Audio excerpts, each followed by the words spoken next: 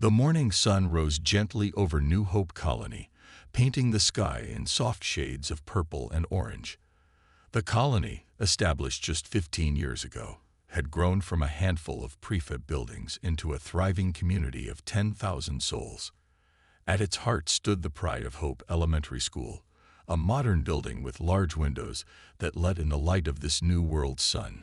Lisa Brown, a young teacher with bright eyes and a warm smile, watched as her students filed into the classroom. 24 children, aged between 8 and 9, took their seats while chattering about their weekend adventures. Some talked about the strange butterflies they had seen in the colony's gardens, while others discussed their parents' work on the new space elevator. "Good morning, class," Lisa said, her voice carrying the same enthusiasm she had on her first day of teaching. The children responded in unison, their voices filling the room with joy. She began writing on the digital board, preparing for their morning science lesson about the local flora. That's when the first explosion shook the building. At first, Lisa thought it might be another construction accident. The colony was always growing, always building. But the second blast was closer, and through the windows, she saw them. Massive ships, dark against the morning sky, their hulls covered in strange, angular patterns that seemed to absorb light. "Everyone under your desks," Lisa shouted, following the emergency protocols they had practiced but never expected to use. The children moved quickly, their faces showing confusion rather than fear. They were too young to understand. The Dominion ships descended like predatory birds, their weapons systems glowing with an eerie blue light. The colony's defensive shields, designed to protect against meteors and space debris, fell within seconds. Lisa could hear the colony's emergency sirens wailing, but they seemed distant, unreal. Through the classroom's windows, she watched as tall, armored figures emerged from smaller landing craft. They moved with mechanical precision, their armor a dark metallic color that reminded her of oil on water. The Dominion forces had no interest in the adults running for shelter. They moved straight toward the school. Lisa's hands shook as she tried to access the emergency escape tunnel that connected the school to the colony's underground shelters. The system wasn't responding. They were trapped. Teacher Tommy, one of her students, looked up at her with trust in his eyes. "Are we going to be okay?" Before she could answer, the classroom door exploded inward. 3 Dominion soldiers stood in the doorway, their helmet visors glowing with an intense red light. They carried weapons Lisa had never seen before, long rifles that hummed with energy. "Please," Lisa stepped forward, spreading her arms to shield her students. "They're just children." The lead soldier tilted its head, almost curious. When it spoke, its voice was a mechanical blend of tones that made Lisa's skin crawl. "Resources must be managed. Human expansion must be contained. The young adapt too easily to new worlds. This is necessary." Lisa screamed as the soldiers raised their weapons. She tried to fight, to protect her students, but a blast of energy threw her against the wall. Her last conscious memory was of Tommy's face, still trusting, still not understanding why this was happening. When she woke in the colony's medical center hours later, she learned the terrible truth. The Dominion forces had targeted every school in the colony. Over 500 children had been lost in what would become known as the New Hope Massacre. As Lisa lay in her hospital bed, listening to the sounds of grief and rage echoing through the colony's corridors, she heard the emergency broadcast system crackle to life. Earth had received their distress call. The response was simple, direct, and terrifying in its intensity. They targeted our children. No mercy. No surrender. No terms. The war that would reshape the galaxy had begun, sparked by those who had never studied human history, who had never learned the most important lesson. Humanity's greatest strength was not its technology or its numbers, but its capacity for righteous fury when its children were threatened. The news of the New Hope Massacre reached Earth within hours. In the United Earth Government's main chamber in Geneva, the giant screens showed the destruction in horrible detail. Military leaders, Politicians and civilian representatives sat in stunned silence as they watched the security footage from the colony. Admiral James Walker stood at the podium, his weathered face showing no emotion, but those who knew him could see his hands gripping the wooden stand too tightly. His grandson had been one of the children at New Hope Colony. The Dominion's attack was precise and planned, he said, his voice steady despite his rage. They knew exactly what they were doing. They chose to target our children. He paused, letting the words sink in. This wasn't a mistake. This wasn't a misunderstanding. This was murder. The chamber erupted in shouts and calls for immediate action. For the first time in 50 years, every nation on Earth voted unanimously. The response would be total and absolute. In orbital shipyards around Earth and Mars, hidden warships that had been built in secret over decades emerged from their holding bays. Earth had always known that peaceful exploration might one day need to be defended. The sleek, black vessels carried weapons that most alien civilizations didn't know humans had developed. Military bases across the solar system buzzed with activity. Soldiers who had been training for years in secret programs were finally given their real mission. Special forces teams, equipped with advanced stealth technology, prepared for operations that would strike fear into the hearts of their enemies. In her hospital bed on New Hope Colony, Lisa Brown watched the news broadcasts. Earth's response was building like a thunderstorm. Ships from every human colony were moving toward Earth, joining what would become the largest fleet in human history. They think we're weak, a nurse said as she checked Lisa's injuries. They think we're just farmers and traders. She shook her head. They don't know about our history. They don't know what happens when humans unite against a common enemy. The truth was, humanity had been preparing for something like this for generations. After first contact with alien life, Earth's leaders had decided to present a peaceful, technologically modest face to the galaxy. But behind that mask, they had built weapons and ships that could match or exceed anything their potential enemies possessed. Admiral Walker stood in the command center of the UES Vengeance, Earth's newest and most powerful warship. The massive view screen showed hundreds of ships gathering, their hulls gleaming in the light of Earth's sun. Each ship carried crews who had volunteered the moment they heard about New Hope. Many had children of their own.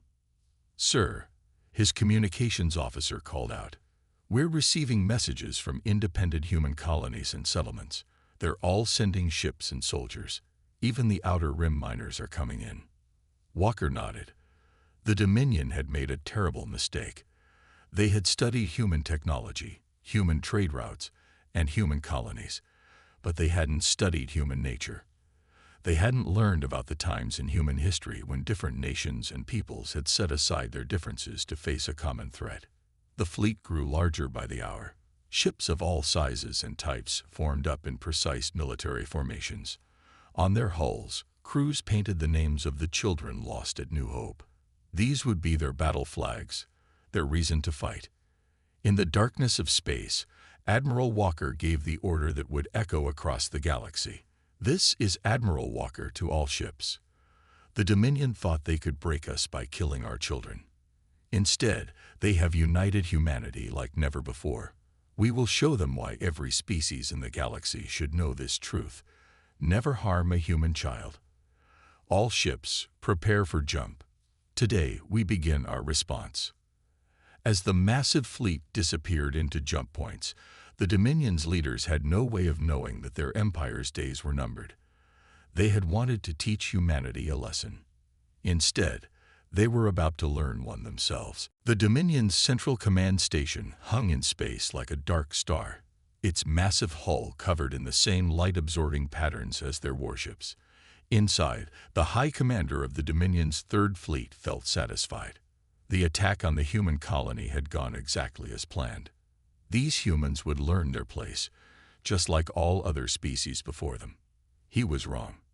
The first sign that something was different came when their long-range sensors stopped working. The High Commander didn't worry. Sensor failures happened sometimes near asteroid fields. The second sign was when their communications with nearby patrol ships suddenly went silent. This was more concerning. Status report, the High Commander demanded from his bridge crew. Before anyone could answer, humans appeared on the bridge. They seemed to step out of thin air, their black armor making them look like living shadows. The Dominion guards didn't even have time to raise their weapons. Across the massive station, the same thing was happening.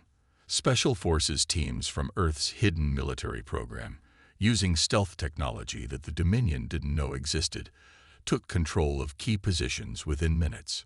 Colonel Robert Thorne led the bridge team. He walked up to the High Commander, his helmet's visor sliding back to reveal his face. "You should have studied our history better," he said quietly. "You should have learned what happens to those who harm our children." In the space around the station, more human ships appeared. They had been there the whole time, hidden by the same advanced stealth systems. The Dominion's mighty command station, which had never been successfully attacked in its 100 years of existence, fell in less than an hour. But this was just the beginning. Admiral Walker watched from the UES Vengeance as similar attacks happened across Dominion space. 3 more command stations, 15 supply bases, and 20 patrol fleets, all taken or destroyed in perfect synchronization. The Dominion's carefully organized command structure began to fall apart. "Sir," his tactical officer reported, "all primary targets have been neutralized. No survivors have been able to send warnings to their central government. As far as the rest of the Dominion knows, these stations and ships have simply vanished." Walker nodded. "Good. Let them feel what it's like to lose something precious without warning. Let them know the fear that our colonists felt." On one of the captured stations, Lisa Brown walked beside Colonel Thorne. After recovering from her injuries, she had volunteered to help. She knew the faces and names of the lost children better than anyone, and she wanted to make sure their stories were heard. "Play the message," she told the communication officers. "Play it on every channel, on every frequency they use. Make sure they all hear it." Throughout Dominion space, on every ship and station that still stood, screens came to life. The message began with the security footage from New Hope Colony. It showed the children, the attack, the senseless killing. Then it showed something else. Images of human history, great wars, terrible weapons, and most importantly, how humanity had always united against those who threatened their young. The message ended with a simple statement in the Dominion's own language. "You killed our children. Now learn why that was the worst mistake your species has ever made." In the following days, more Dominion military installations disappeared without a trace. Their ships vanished from patrol routes. Their commanders stopped responding to calls. Fear spread through their ranks as stories circulated about humans appearing from nowhere, unstoppable and unforgiving.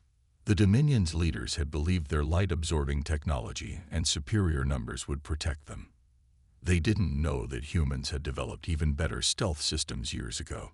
They didn't know that every peaceful human trade ship that had visited their ports had been mapping their defenses, preparing for a day they hoped would never come. Now they were learning, but it was too late. The humans weren't just fighting a war. They were delivering justice. And they were just getting started. The Dominion supply ship moved slowly through the darkness of space, its crew nervous and alert.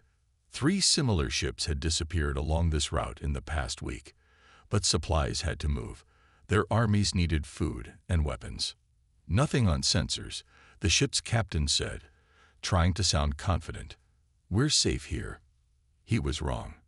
5 human strike ships appeared around them, seeming to melt out of the empty space itself. The supply ship's crew didn't even have time to send a distress signal before their engines stopped working.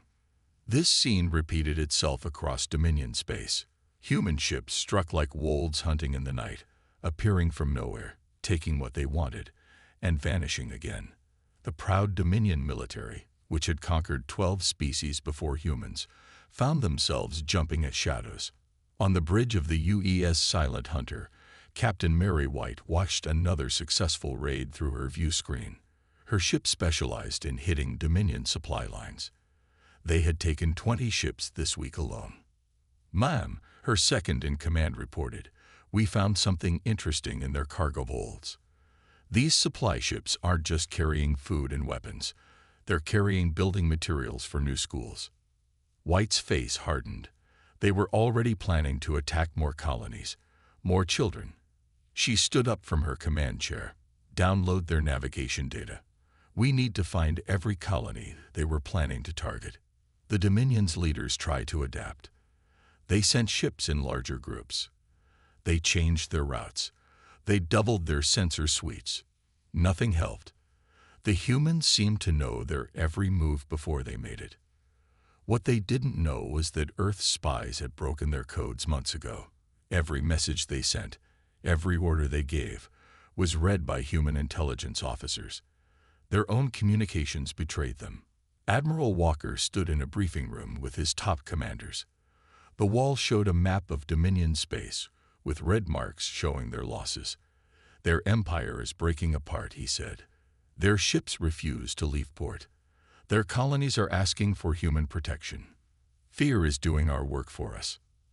Colonel Thorne, fresh from another raid, nodded. Their soldiers are starting to surrender the moment they see us. They've started calling us the shadows in their messages to each other.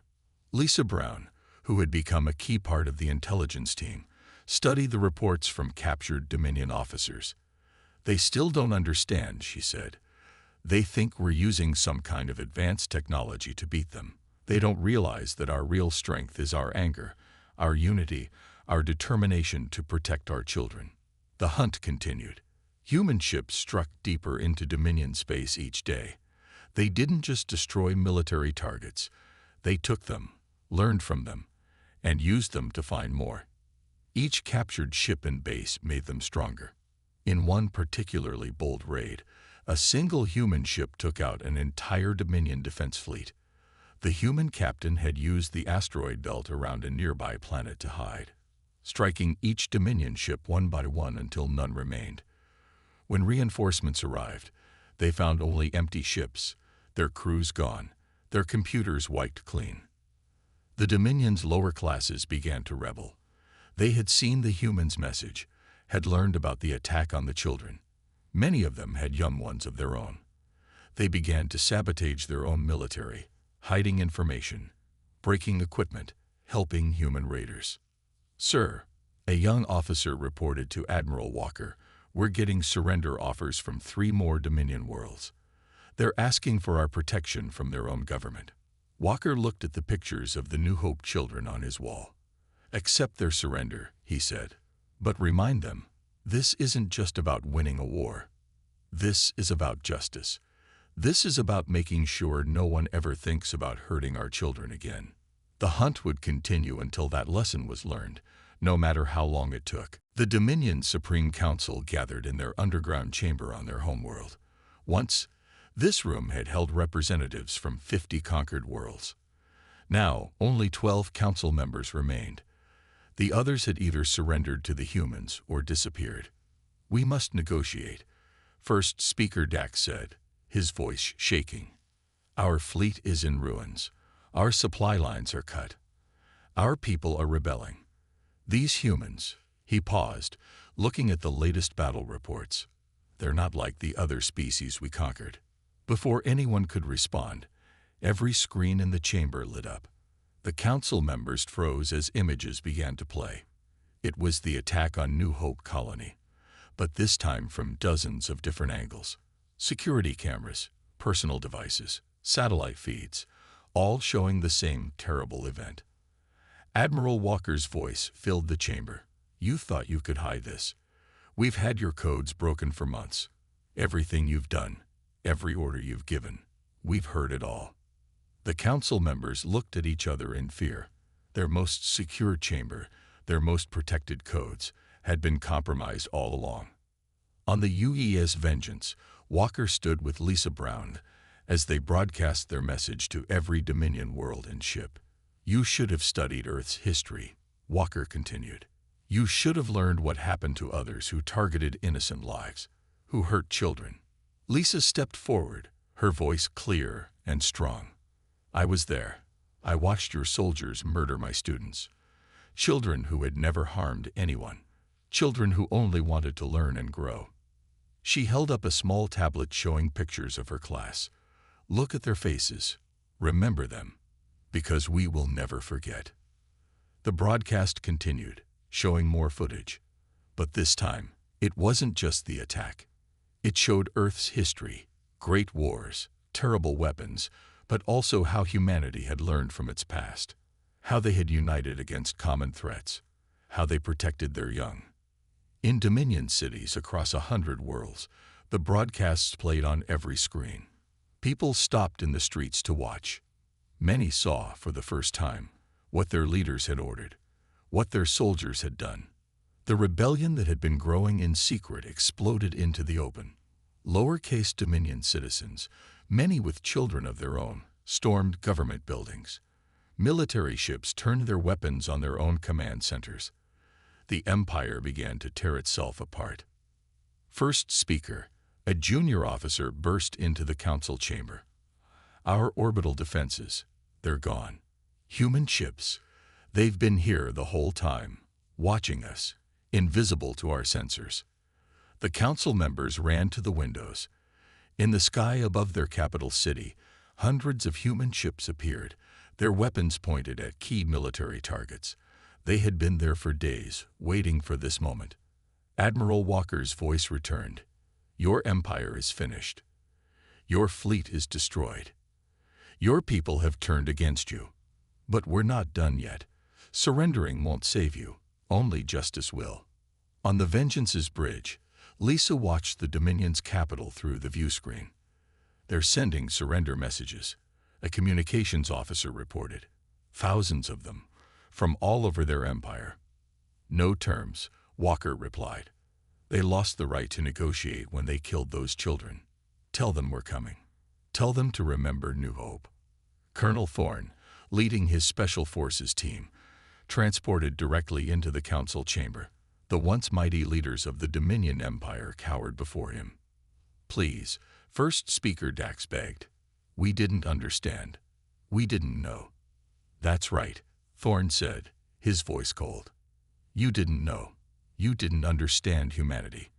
And now you're going to learn, along with everyone else in the galaxy, why you never, ever harm human children. As human ships descended on the Dominion capital, the lesson was clear. Humanity had not just defeated an empire. They had changed the galaxy forever. The breaking point had come, and with it, a new era was about to begin. The trial was held in the rebuilt school building on New Hope Colony. It seemed fitting that justice would be served in the place where the crime began.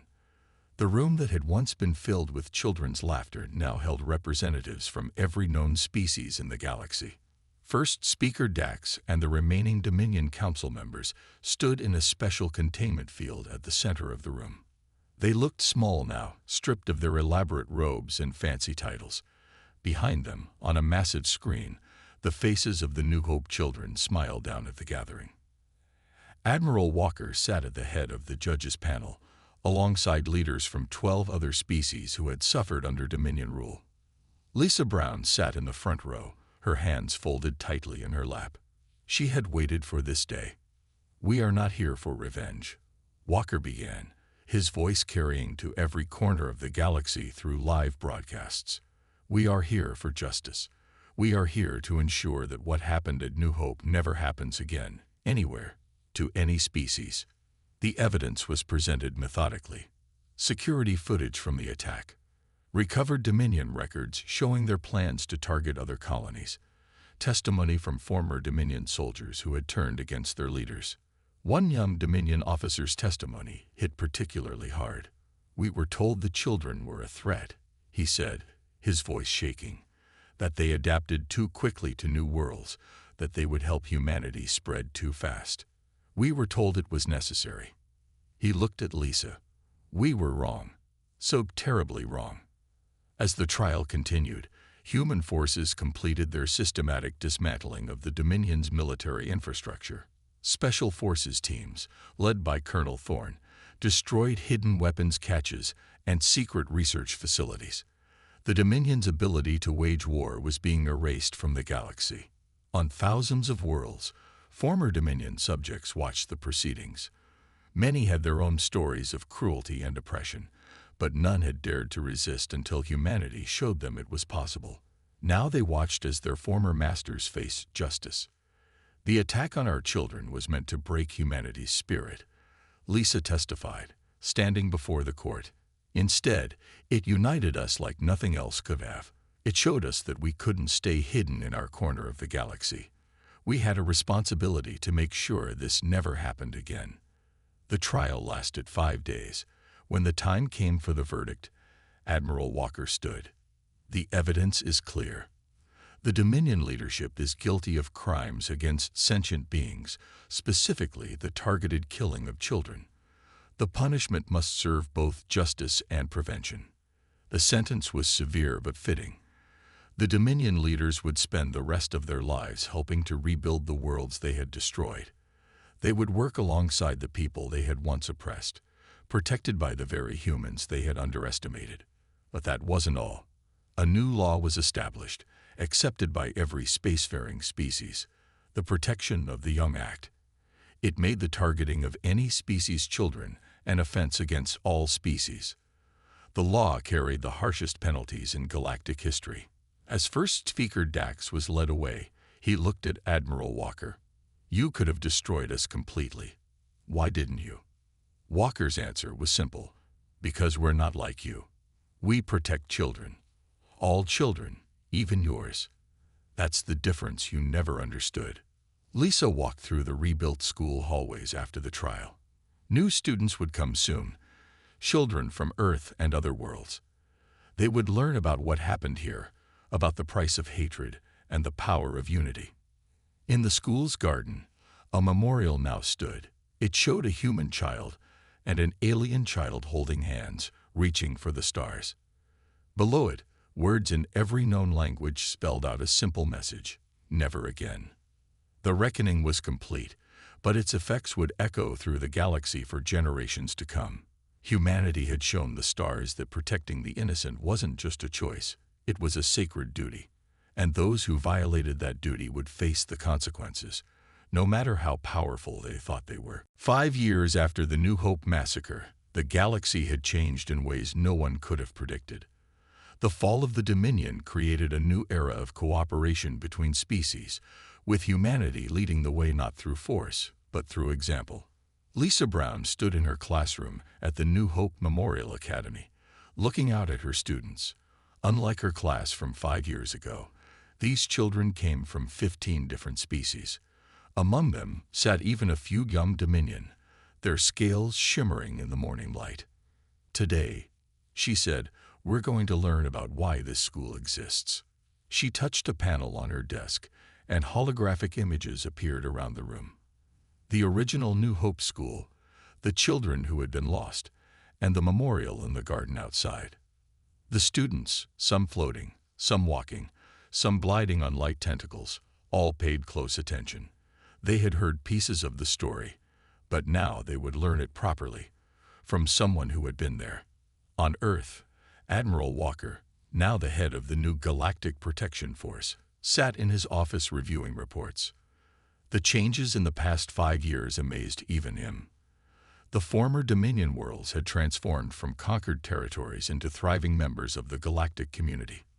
"Sir," his aide entered with a datapad, "the last of the old Dominion weapon systems has been dismantled. And there's more good news. 3 more species have requested to join the Children's Protection Alliance." Walker smiled. The alliance, formed after the war, now included nearly every spacefaring race. They shared technology, resources, and most importantly, a commitment to protecting the young of all species. Colonel Thorne, who still led special operations, had turned his teams into a rescue force. Instead of hunting enemies, they now saved people, responding to disasters, evacuating endangered colonies, and protecting the innocent. His ships, once weapons of war, had become symbols of hope. In the rebuilt garden of New Hope Colony, Lisa walked with one of her students, a young Dominion girl named Bright Scale. The child stopped at the memorial, looking up at the statue of joined hands reaching for the stars.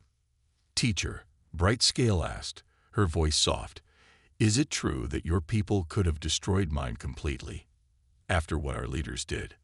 Lisa knelt beside her student. We could have, she admitted, but that would have meant hurting children like you and protecting children. All children is what makes us human. The galaxy had learned other lessons too. Humanity revealed more of their advanced technology, but used it to help rather than harm. Their stealth ships now protected trade routes. Their weapons had been turned into tools for mining and exploration. The former Dominion leaders, serving their sentences, had become part of the change. They worked alongside the people they once ruled, building schools and hospitals. Many had requested to extend their sentences, feeling they had more work to do to make things right. In orbit above New Hope Colony, the UES Vengeance had been transformed into a museum ship. School groups from across the galaxy visited to learn about the war, the peace that followed, and the price of forgetting that all young lives are precious. Lisa finished her day's teaching and walked home through the colony. New Hope had grown, its population now a mix of dozens of species living and working together. The pain of the past would never fully fade, but it